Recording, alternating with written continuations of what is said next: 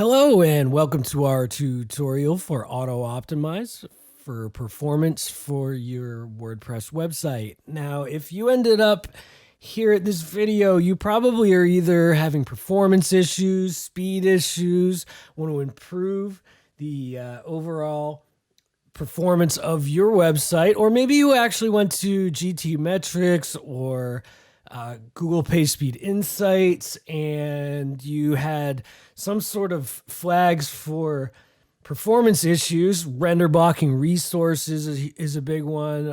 Whatever the reason, if you ended up here, we're going to go through the different settings of the plugin Autoptimize for WordPress and how to set everything up, what all the settings do, the functionality, and how you should set it up to make your WordPress website run more smoothly.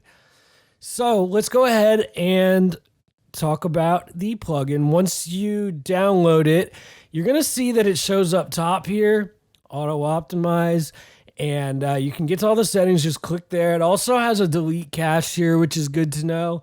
So if you ever need to delete your cache, you could do that here. Now, here's the settings page. First, you're going to see it opens up to the first tab, which is where the meat of most of the settings are. You're going to see here is the JS, CSS, and HTML settings. Now, first it goes into the JavaScript. You're going to want to check this first box here to optimize JavaScript code. Now, that's going to minify all of your JS assets, which is going to make it run a lot faster right off the bat. And coupled with that, you definitely want to check this second box here. And this is going to aggregate all of your JS files. Now, what that's going to do is help out with all of those render blocking problems you were having with JavaScript. Instead of loading them all when your website's trying to load, what this does is aggregate them all and defer them to the footer.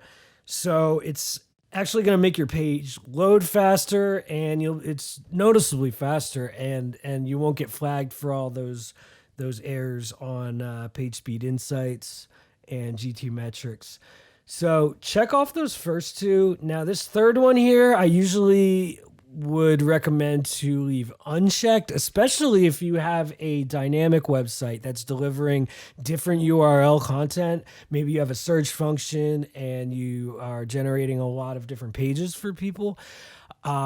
If you have this checked, what that's going to do is actually keep your cache growing and growing and growing with all those different pages exponentially. So you definitely do not want to have this checked if you have a dynamic page. I would just leave it unchecked altogether. And this other one, force the JavaScript in the head, you probably normally don't want to do that especially if you're trying to get rid of a lot of that render blocking. So leave that unchecked as well. And going back to when we were aggregating all the JS files, it excludes some of them, including jQuery. Now, this causes errors sometimes, so I find it best to just leave that in there, exclude from the scripts that they're aggregating, and just leave that the way that it is. And this here, try catch up. Yeah, this, if you're anything breaks, it says that you can use this to try to fix the scripts. I've really never had any luck trying to do that, but if you want, you could try that if you have any errors. Now, moving on to the CSS options, you'll see it's very similar to the JS at the beginning. It's a little more in depth later on. First of all here, so it says optimize CSS code. Now, you want to check this and check the aggregate. That's similar to the other one that we just did for JavaScript. The first option here is going to minimize and minify all of your CSS code. And the second option here is going to aggregate all of your CSS files. So if you don't have this checked, actually what it's going to do is just keep all of your CSS and remain in place. But you'll notice if you go on the source code for your website, you will see that if you do have this checked to aggregate, it'll generate its own file actually for Autoptimize here. And if you see, all the CSS will then be in one file for you, which definitely helps with performance even more. So definitely have those checked. Now, this one here, aggregate inline CSS. You're going to want to check this option, and also inline and defer CSS. Now, this is where it gets a little bit tricky. So there's a thing on the website called above the fold, which is, it's actually an old newspaper term, believe it or not. So which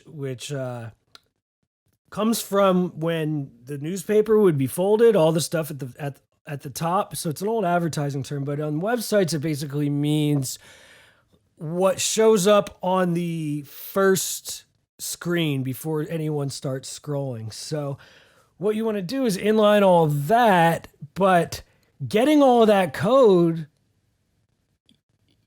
is kind of an extra step here. Now, they have their own, at Autoptimize, critical CSS generator that will generate all this code for you. Now, that is paid. If you want to go that route, you can. There's other critical path CSS generators you can use.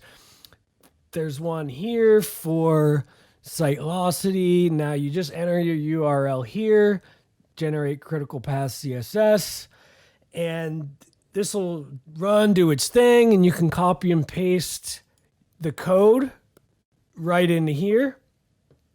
And this will inline everything, and you'll see when you look at all the source, everything's in line there. And this next box, you don't want to check this.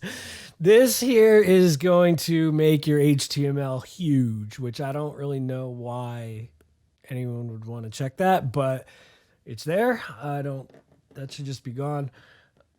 And here, exclude CSS from Autoptimize. The only thing you might want to do here is if you go in your source and you see that you're loading any dash icons. No. So you might want to get rid of that and then just save. This section, fairly straightforward here with HTML. Just check here, optimize HTML code.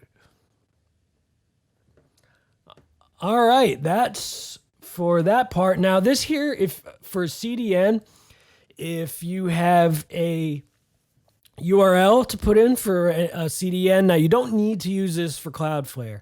So if a lot of people probably are using Cloudflare, you don't need to put anything in here. But if your CDN gives you your URL, you can put that in there as well. And what do we have here? Miscellaneous options.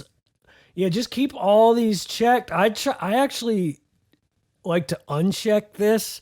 This one here, this is for administrators. And so basically if you're logged in, then you don't want Autoptimize to optimize.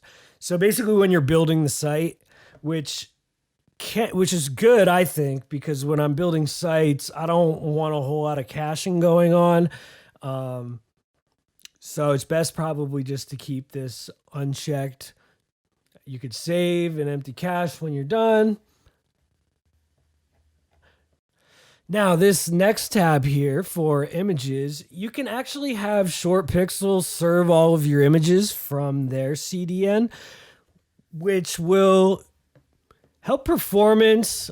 With load time, you're going to have to see and check for yourself whether this is going to actually increase load time. But what it will do is help with using less resources on your server, because everything's going to be served up from their CDN. So you can play around with this and see if it's something that you want to do. Check the box here, lazy load images. What this is going to do is wait until people scroll down to get to the images that aren't right on the first page. When they scroll down later, then it'll load the images at a later time. Now, this is going to greatly increase your load time as well, because all of those images that are below the fold and not on the first part of the page, when the page loads, are going to get deferred till later on. So your page is going to be able to paint right away and not have to load all those images that are further down the page. So that's good. You check that. If there's any exclusions, you can put them in here. And that's images. Here is what we talked about before. I mentioned this with the CSS. If you wanted to sign up for the paid critical CSS, we'll remove the render blocking for you. Just paste your API key here, easy enough, and that'll get done. And some of this stuff is new here in Extra with Google Fonts. You could either leave as is and see if you have any errors there, or if you would want to check a box to defer late, this would be the one for you. Now, what this would do is combine them all in the header, but defer them, all the font loads, till later. So this is also, again, if you're having that problem with render blocking, check here. That will help if you see any of those fonts showing up there. Emojis, check here. Remove emojis. That's wasted time there. With your loading, gonna increase your load time. And remove query strings. Boom, check.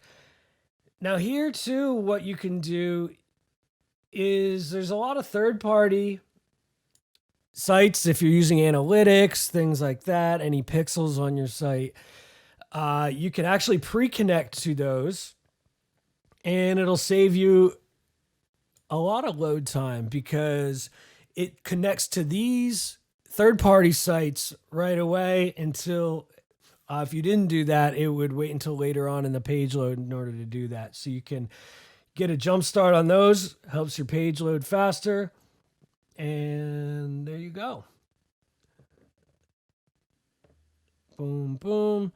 Optimize YouTube videos. Yeah, most of the time you'll just keep these blank. And this is just, I think, their sales pitch. Yeah, other different resources and different plugins that you might want to use in conjunction to auto-optimize. So that's pretty much it. Now, if you did this properly with the CSS, the huge thing is over here with the JavaScript and CSS. If you did this properly, this first page here, and you inlined everything properly, you should not be getting those errors anymore for render blocking when you are putting your site into GTmetrix or PageSpeed Insights or Pingdom. That is our tutorial on Auto-Optimize. Now, if you do have any other questions in the future, I'll put links to our website below. You can feel free to contact us. And I look forward to seeing you on the next video. Thank you.